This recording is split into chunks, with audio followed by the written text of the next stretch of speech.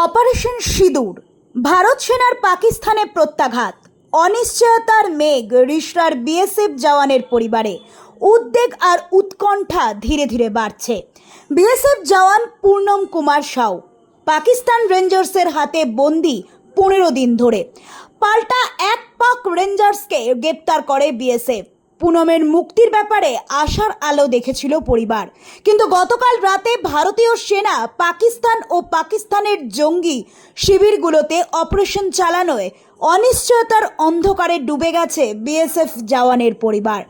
পূর্ণমের স্ত্রী রজনী অন্তঃসত্ত্বা, স্বামীর চিন্তায় দু চোখ ঝরে জল পড়ছে। এখন আর আশার আলো দেখছি না, এমনটাই জানালেন তিনি। যুদ্ধ বেঁধে গেছে, এখন পাকিস্তান আর হয়তো ছাড়বে না। রজনী নিজে গিয়ে বিএসএফ এর হেডকোয়ার্টারে দেখা করে কথা বলে এসেছেন। তারপর 8 দিন কেটে গেছে। এবার চাইছেন মুখ্যমন্ত্রী মমতা বন্দ্যোপাধ্যায়ের সঙ্গে দেখা করে তার অসহায় অবস্থার কথা জানাতে। গতকাল তৃণমূল বিধায়ক বিবেক গুপ্তা এসেছিলেন রিশরায় জওয়ানের বাড়িতে। তার মাধ্যমেই মুখ্যমন্ত্রীর সঙ্গে দেখা করার বার্তা দিয়েছেন তিনি।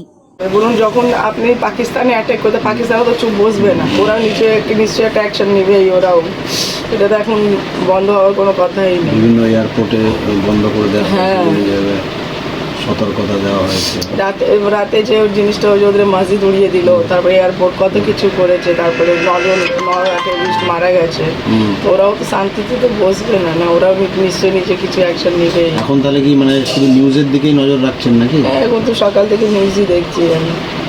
যদি ভাবি ওনার কোনো খবর আছে, ওনার তো এখন কোনো খবরই নেই। Bureau report, the voice now.